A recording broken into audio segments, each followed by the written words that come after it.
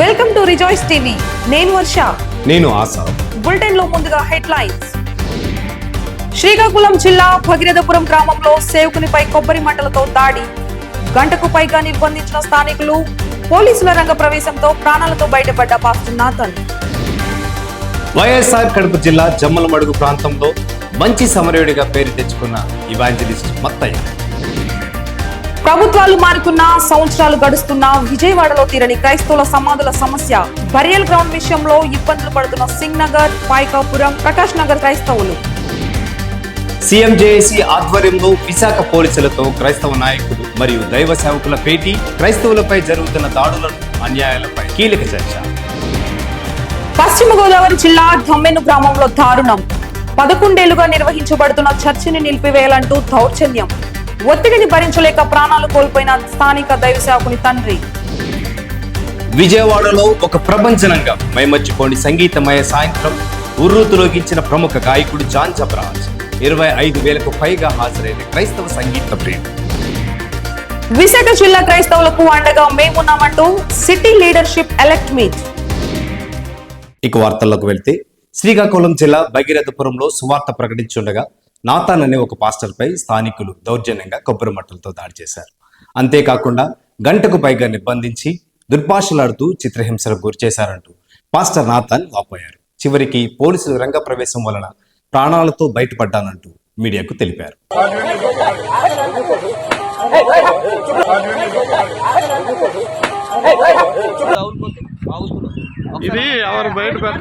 నా పేరు ఐజక్. నేను రిజాయిస్ టీవీ డిస్ట్రిక్ట్ కోఆర్డినేటర్ గా శ్రీకాకుళంలో వర్క్ చేస్తా ఉన్నాను. ఈరోజు మనము జడూర్ అనే ప్రాంతానికి రావడం జరిగింది. ఇక్కడ జడూర్ అనే ప్రాంతంలో పాస్టర్ నాథన్ గారు పరిచర్య జరిగిస్తూ ఉన్నారు. గడిచిన కొంతకాలం నుంచి మరి ఈ ప్రాంతంలో సువార్తకు వెళ్ళినప్పుడు చాలా వ్యతిరేకత అనేది వారు చూస్తూ ఉన్నారు. అందులో భాగంగానే ఆయన జీవితంలో కూడా ఒక చేదు అనుభవం అనేది ఆయన చూడడం జరిగింది. మరి ఆ విషయాలు ఏంటనేది మనము ఆయనని అడిగి తెలుసుకుందాం. ప్రతి మంగళవారం సువార్తకు వెళ్తున్న సమయంలో భగీరథపురం అనే గ్రామానికి వెళ్ళడం జరిగింది.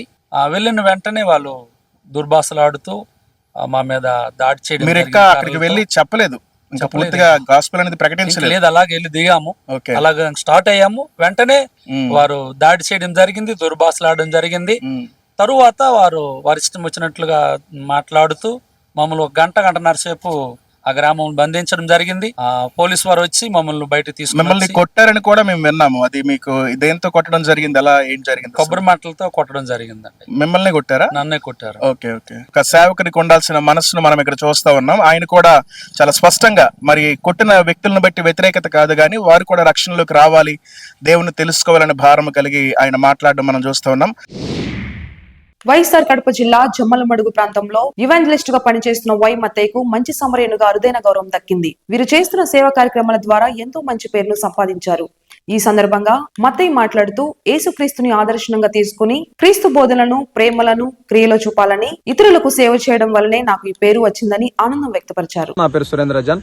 ఇప్పుడు మనము జమ్మలమడుగు పట్టణ పరిసర ప్రాంతాల్లో సేవ చేస్తూ ఇవాంజలిస్టుగా, సువార్థికుడుగా అనేకులకు సుపరిచితులు వై మత్తయ్య గారి గురించి తెలుసుకుందాం. వృద్ధులకు, అలాగే చిన్నపిల్లలకు, అలాగే అభాగ్యులకు చేతునిస్తూ మంచి సమరుడిగా పేరు పొందిన మత్తయ్య గారి మాటల్లో సేవానుభవాలు తెలుసుకుందాం. యేసుక్రీస్తు ప్రభు ఏ విధంగా ఆయన తనను తాను అర్పించుకున్నాడో, మరి యేసుక్రీస్తు ప్రభు యొక్క సువార్తలో భాగంగా మంచి సమరయునిగా గుర్తింపు పొందడానికి మరి ఆ యొక్క వాక్యం నన్ను ముందుకు నడిపించింది. కాబట్టి నేను కూడా అనేక మందికి ఇతరుల కొరకు ఏమైనా సహాయం చేయాలన్నటువంటి దృక్పథంతో ముందుకు వెళుతూ ఇన్ని రోజులు మరి ఈ పరిచర్యలో కొనసాగడానికి ప్రభు కృప చూపించాడు.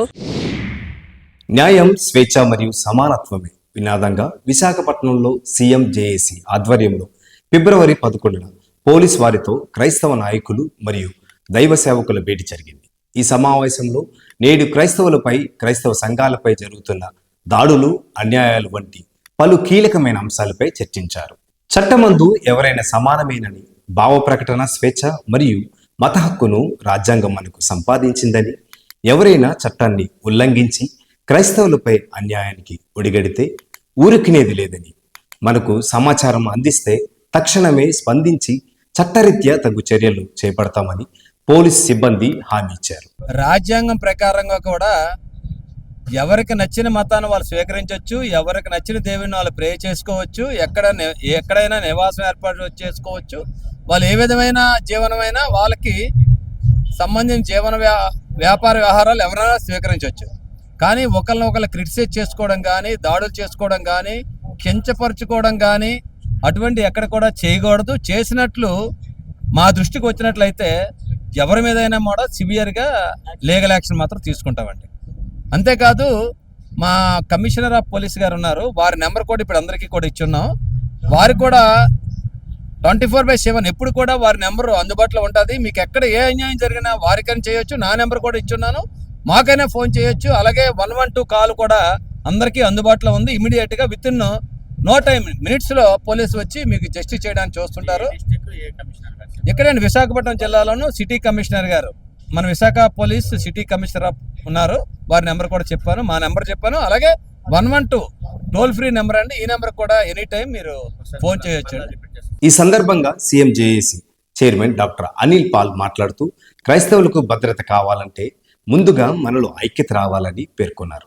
అంతేకాకుండా వైజాగ్ సిటీ అంతటా ఈస్ట్ వెస్ట్ నార్త్ సౌత్ జోన్లలో ఇటువంటి మరొక కార్యక్రమాన్ని నిర్వహించాలని పోలీసు సిబ్బందిని కోరారు. When there is unity, definitely nothing can touch us. That is very important. మనం యూనిటీ క్లెయిమ్ చేసుకుందాం, అప్పుడు రక్షణ అడుగుదాం. ఇది ఈ ఏరియాలో మేము అరేంజ్ చేసిన ఈ యొక్క మీటింగ్ ఇది. కానీ విశాఖపట్నం సిటీ అంతట్లో ఒక మీటింగ్ మళ్ళీ అరేంజ్ చేయగలిగితే east west north south people will come.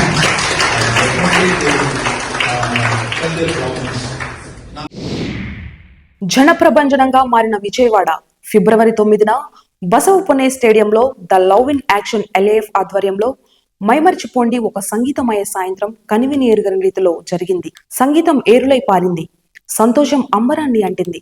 ఈ ప్రత్యేక సంగీత కార్యక్రమం క్రైస్తవ సంగీత ప్రియులకు గొప్ప పండుగని చెప్పాలి. దేశం నలుమూలల నుండి విచ్చేసిన గాయని గాయకులు తమ గానాలతో అలరించారు.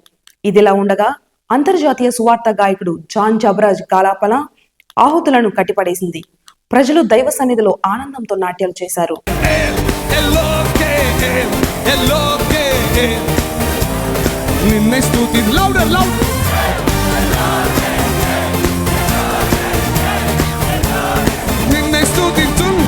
నిన్ను నమ్మి వచ్చి మెస్సి నీ దయ నన్ను చేయలేదు.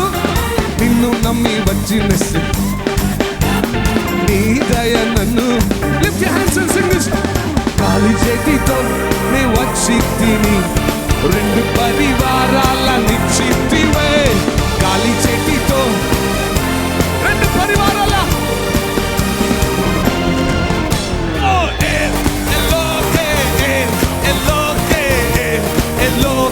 నిన్నే స్తుతించు. అద్భుతం அதிசயம் தமிழ்ல பாடுறானுங்கடா. அற்புதம் அதிசயம் இந்த ஆண்டு நடக்க போகுது. அற்புதம் அதிசயம் இந்த ஆண்டு நடக்க போகுது. அற்புதம் அற்புதம் அதிசயம் இந்த ஆண்டு நடக்க போகுது. மூவாலியும் கவலைப்படாத கவலைப்படாத கவலைப்படாத கவலைப்படாத. ஆந்திராவே மாற போகுதே, தெலுங்கானா மாற போகுதே. Super natural super natural super natural super natural super natural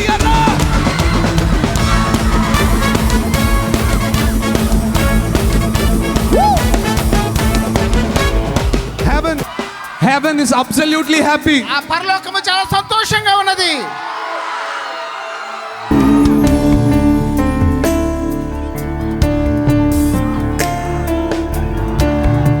Do you know this in Tamil? ஞானிகள் மத்தியில் பைத்தியம் என்னையும் அழைத்தது அதிசயமே. ஞானுలో మధ్యలో జ్ఞానుల మధ్యలో వెర్రివాడని నన్ను పిలచినది అద్భుతము. నేను దేనికి నేను దేనికి పాత్రను కాదు, ఇది కృపయే వేరేమీ లేదు. This is your grace alone. నేను దేనికి, ఇది కృపయే, ఇది కృపయే వేరేమీ లేదు. Lift your hands and sing. సరే ఇంతవరకు మోసితివే, ఎమినే సరే, ఎమినే సరే, నా తలంపుతోనే, ఎమినే సరే, ఎది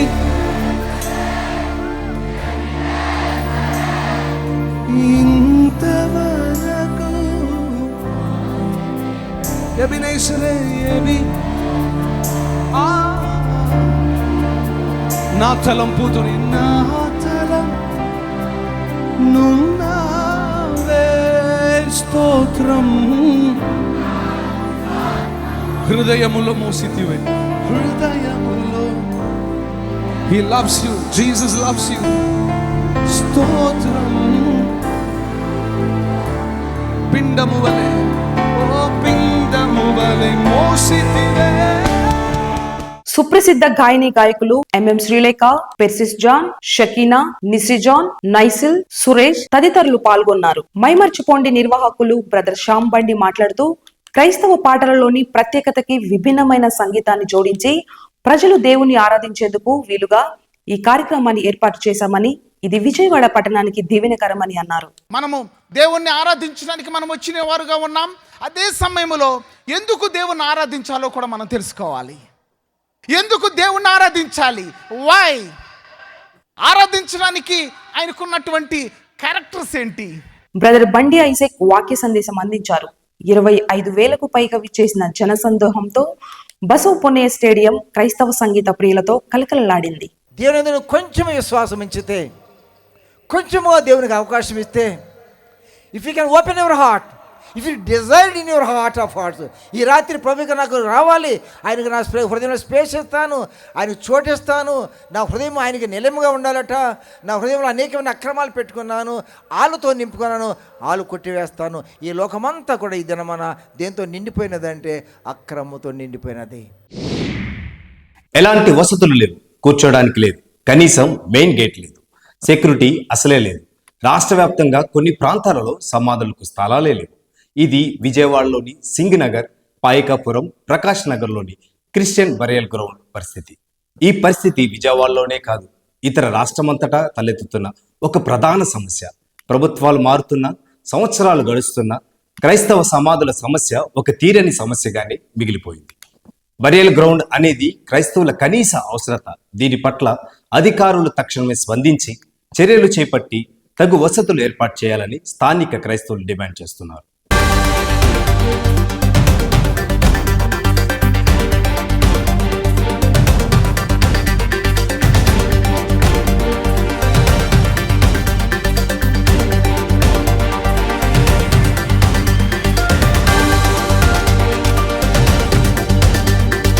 సమస్యలన్నీ కూడా మరి అధికారుల దృష్టికి, మరి రాజకీయ నాయకుల దృష్టికి తీసుకుని వెళ్ళి పరిష్కరించే దిశగా పనిచేయడానికి నేను కృష్ణా జిల్లా రిపోర్టర్గా ముందుకు వస్తూ ఉన్నాను. మరి బరియల్ గ్రౌండ్ నిండిపోయి మరి బాగా అపార్ట్మెంట్ లాగా కట్టి మరి ఇంకా చనిపోయినటువంటి వారి యొక్క విషయాల్ని మరి ఇక్కడ బరియల్ చేయడానికి చాలా ఇబ్బందులకరమైనటువంటి పరిస్థితులు ఎదుర్కొంటూ ఉన్నారు. మరి ఈ ప్రాంతంలో సరైన పంపు అనేది కూడా ఇక్కడ లేనటువంటి పరిస్థితి. మరి సరిగ్గా ఇక్కడ గేట్ కూడా లేదండి. మరి ఇలాగే ఇక్కడ నిండిపోయి మరి వేరొక ప్రాంతంలో కూడా మరి సమాధి చేస్తున్నప్పుడు మరి ఆ ప్రాంతంలో కూడా అది నిండిపోయింది. క్రైస్తవులకి సమాధిలో ప్లేస్ లేక ఎంత ఇబ్బంది పడతా ఉన్నారు. కాబట్టి అధికారులు వాటిని పరిశీలించి మరి ఈ సమస్యను పరిష్కరిస్తారని కోరుతూ ఉన్నాను. మీ Naveen Mangapatla, Rejoice TV. Thank you. పశ్చిమ గోదావరి జిల్లా దొమ్మెను గ్రామంలో పాస్టర్ యోనా బాబు గత 11 ఏళ్లుగా చర్చని నిర్వహిస్తుండగా ఇటీవల కొంతమంది వ్యక్తులు దౌర్జన్యంగా ఘర్షణకు దిగి చర్చ నిర్వహించుటకు వీలు లేదంటూ రాద్ధాంతం చేశారు. అంతేకాకుండా అక్కడి ప్రభుత్వ అధికారులను ప్రభావితం చేసి చర్చి విద్యుత్ సరఫరాను నిలిపివేశారు. పాస్టర్ యోనా బాబు తండ్రిని కూడా దుర్భాషలాడుతూ భయాందోళనకు గురి చేయగా ఆయన ఒత్తిడి భరించలేక ఇటీవల మరణించారు. ప్రభుత్వం వెంటనే స్పందించి ఈ సంఘటనలకు పాల్పడిన వారిపై తగిన చర్యలు తీసుకుని శిక్షించాలని అక్కడ స్థానిక నాయకులు డిమాండ్ చేశారు. నేను Prem Kumar, west Godavari district coordinator. ప్రస్తుతానికి మనము పశ్చిమ గోదావరి జిల్లా ఉండ్రాజవరం మండలం దమ్మెన్న గ్రామంలో ఉన్నాము. ఇక్కడ 11 సంవత్సరాల నుంచి సేవ చేస్తున్నటువంటి దైవజనుల్ని కొంతమంది శక్తులు, కొంతమంది వ్యక్తులు కలిసి సేవ చేయకుండా ఇక్కడ అడ్డుపడి పరిస్థితులన్నీ కూడా అనుకూలంగా లేకుండా అధికారుల యొక్క సహకారాలతో తీసుకొని ఈ సంఘాన్ని మూసివేయడానికి ప్రయత్నం చేస్తూ ఉన్నారు. ఇక్కడ కొంచెం చూసుకున్నట్లయితే ఇక్కడ పరిస్థితులన్నీ చూడండి. చుట్టుపక్కల పరిస్థితులన్నీ కూడా ఈ మధ్య కాలంలోనే కోర్టు దగ్గర నుంచి తెచ్చినటువంటి స్టే, అదేవిధంగా పోలీసు వారు వచ్చి ఈ చుట్టుపక్కల ప్రాంతాల్లో కూడా చర్చి ఆవరణలో కూడా ఉన్నటువంటి జెండాలు అటువంటి అన్నిటిని కూడా తీసివేసి, అదేవిధంగా పవర్ సప్లై కూడా ఈ సంఘానికి లేకుండా చేశారు. పవర్ సప్లై కూడా లేకుండా చేసి చుట్టుపక్కల వాళ్ళు పక్కన వాళ్ళు పవర్ సప్లై ఇస్తే కూడా దాన్ని కూడా అవన్నీ కూడా తీసివేసి ఈ రోజు నాడు పవర్ సప్లై లేకుండా పాస్టర్ గారు ఇంటి దగ్గర ఛార్జింగ్ బల్బును పెట్టుకొని దాన్ని తీసుకొచ్చి రాత్రిపూట ప్రార్థనా సమయంలో ఛార్జింగ్ బల్బు పెట్టుకొని మళ్ళీ 2 బల్బులు స్టాండ్ బై పెట్టుకొని ఒక బల్బు అయిన తర్వాత ఇంకో బల్బు ఛార్జింగ్ పెట్టుకొని వాడుకుంటా ఉన్నారు. ఇక్కడ పరిస్థితుల గురించి ఇక్కడ స్థానికంగా ఉన్నటువంటి దైవజనులు పాస్టర్ యోనా బాబు గారితో మనం మాట్లాడదాం. ఈ దమ్మెన్న గ్రామంలో 11 సంవత్సరాల నుంచి దేవుని యొక్క సేవను జరిగిస్తూ ఉన్నాను. ఇది పట్టా భూమి అయితే ఆ భూమిని మేము తీసుకున్న తర్వాత దీని మీద పన్నులు కూడా ప్రతి సంవత్సరం మేము చెల్లిస్తూ ఉన్నాం. ప్రియులారా, ఇదిగో ఇక్కడ నేను సేవ చేసుకుంటే చాలా ఇబ్బంది పడుతున్నాను. మరి గడిచినటువంటి కొన్ని దినాల్లో మా నాన్నగారు కూడా మరి ఈ యొక్క గొడవలు చూసి మరి చనిపోయి ఉన్నారు. ఎంతో బెంగ పెట్టుకున్నారు. మరి మాకు వెనకాల ఆస్తిపాస్తులు అంటూ ఏమీ లేవు. దేవుని యొక్క దయ తర్వాత మరి దేవుని యొక్క పిలుపు బట్టి మాత్రమే నేను ఇక్కడ దేవుని సేవ జరిగిస్తూ ఉన్నాను. 11 ఏళ్ల నుంచి ఎటువంటి ఇబ్బంది పెట్టని వాళ్ళు సడన్గా ఎందు నిమిత్తాన్ని అభ్యంతరం పెడుతున్నారు అనుకుంటున్నారు మీరు? ఈ రీసెట్ చేసిన తర్వాత ఇది ఎలా ఉంచితే ఇంకా పెరిగిపోతుంది. తర్వాత మనం ఊరుకుంటే వీళ్ళు ఇంకా రెచ్చిపోతారనే మాటలు మాకు వినపడింది సార్. మధ్య మండల్ ప్రెసిడెంట్ గారు ఉన్నారండి, బిషప్ డాక్టర్ షారోన్ రాజు గారు.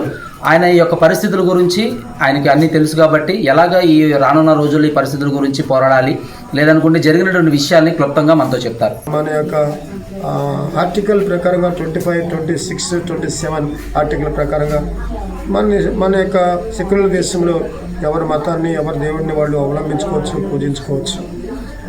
కానీ చిన్న మెగాఫోన్ పెట్టుకుని చేస్తుంటే ఈయన్ని ఖాళీ చేయమంటూ చాలా అన్యాయమని మేము ఖండించాం. భయక్రాంతులు చేస్తూ ఉన్నారు. మేము ధైర్యంగా పెట్టమని మేము ప్రోత్సహిస్తున్నాం. కాబట్టి మనం చూస్తే మరి ఈయన కరెంటు కూడా తీసేశారండి. కరెంటు కూడా పక్కింట్లో తీసుకున్నారు. కరెంటుకి పర్మిషన్ ఇవ్వమంటే గ్రామ సర్పంచ్ కానీ గ్రామాధికారులు కానీ ఏమాత్రం సహకరించడం లేదు. ఆయన వల్ల మరి కొంత విశ్వాసం చూపించి మీరు ఏది చేయాలనుకుంటున్నారు కొంత చేయమని మాకు కొంత మేలు చేయమనండి అడుగుతున్నామండి. మా వల్ల ఏమైనా తప్పులుంటే మమ్మల్ని క్షమించండి. తప్పనిసరిగా మనం అందరం కూడా క్రైస్తవులో ఉన్న మనందరం కూడా ఈ సేవకునికి మనందరం సహకారంగా ఉండాలి. తప్పనిసరిగా ఇక ముందు రానున్న రోజుల్లో వెస్ట్ గోదావరి డిస్టిక్ పశ్చిమ గోదావరి జిల్లా పరిసర ప్రాంతాల్లో ఎటువంటి ఇబ్బందులు ఉన్నా సరే, క్రైస్తవుల మీద ఎటువంటి దాడులు జరిగినా సరే, క్రైస్తవుల మీద సువార్త చెప్పడానికి ఎటువంటి ఇబ్బంది పెట్టినా సరే వెస్ట్ గోదావరి డిస్టిక్ కోఆర్డినేటర్గా నేను, మా టీం, రిజాస్ టీవీ అంతా కూడా మీకు అందుబాటులో ఉంటుంది. మరిన్ని సమాచారం కొరకు రిజాస్ టీవీ స్టే ట్యూన్. విశాఖ జిల్లా క్రైస్తవులకు ఏ సమస్య తలెత్తినా అండగా మేముంటామంటూ విశాఖపట్నం సిటీ లీడర్షిప్ ఎలెక్ట్ మీట్లో క్రైస్తవ నాయకులు పేర్కొన్నారు. నాటి తరం గొప్ప క్రైస్తవ నాయకులంతా వృద్ధాప్యానికి చేరువ కావడం వల్ల నేటి తరం యువ నాయకులు ఆ బాధ్యతను చేపట్టాలంటూ పిలుపునిచ్చారు. సీఎంజేఏసీ చైర్మన్ డాక్టర్ అనిల్ పాల్ మాట్లాడుతూ సీనియర్ నాయకులే మాకు ఆదర్శమని, ఈ జనరేషన్ లో ఇంకా అనేక మంది నాయకులు లేవాలని కోరారు. ఈ కార్యక్రమంలో 100కు పైగా దైవ సేవకులు, నాయకులు పాల్గొన్నారు. సోల్ విన్నర్స్ పేరుతో ఇప్పటికే 2000 గ్రామాల్లో సువార్త ప్రకటించిన కీబోర్డ్ ప్లేయర్ పాల్ దినకరన్ పై స్పెషల్ స్టోరీ. దేవుడి యొక్క సువార్త కరువైపోతున్న దినాలలో దేవుడు పాల్ దినకరన్ గారికి దేవుడిచ్చిన పిలుపుతో సోల్ విన్నర్స్ పేరుతో సువార్తను ప్రకటించడం జరుగుతుంది. వీరి సొంత గ్రామం తాడేపల్లి అయినప్పటికీ దేవుడు పెట్టిన భారముతో ఇప్పటి వరకు 2000కు పైగా మారుమూల గ్రామాలలో దేవుని యొక్క సువార్తను ప్రకటించడం జరిగింది. ప్రకటించే సమయంలో ఎంతోమంది సువార్తను ఆటంకపరిచి అనేక సార్లు వీరి సువార్తకు ఉపయోగించే ఎక్విప్మెంట్ను నాశనం చేసి కొన్నిసార్లు కొట్టడం కూడా జరిగింది. వాహనాలు కూడా వెళ్ళలేని ప్రాంతాలకి కొన్ని కిలోమీటర్లు నడుచుకుంటూ వెళ్ళి దేవుని యొక్క సువార్తను ప్రకటిస్తూ ముందుకు కొనసాగుతూ ఉన్నారు. ఎలాంటి ఆర్థిక వనరులు లేనప్పటికీ దేవుని మీద ఉన్న ప్రేమతో తన జీవన ఉపాధి అయిన కీబోర్డ్ను ప్లే చేసుకుంటూ వచ్చిన సంపాదనలో పూర్తి భాగాన్ని దేవుని యొక్క సువార్తకు ఖర్చు పెడుతూ ముందుకు వెళ్తున్న పాల్ దినకరన్ ఎంతో మందికి ఆదర్శం.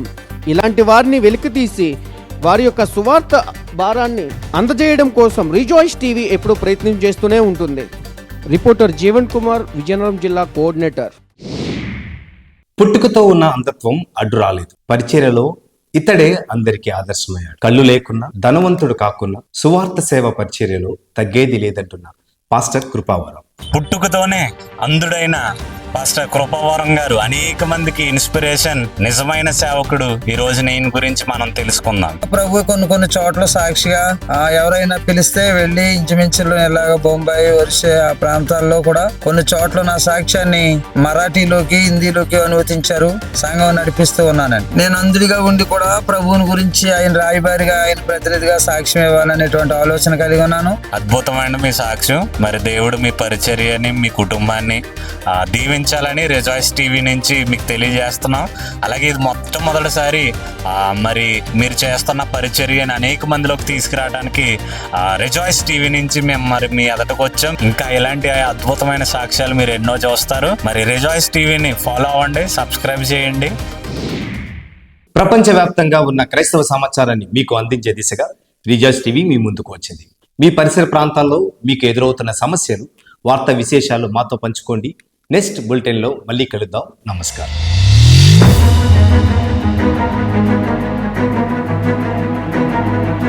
తెలుగు క్రైస్తవుల సంఖ్య ప్రత్యక్షంగా పరోక్షంగా 3 కోట్ల పైమాటే.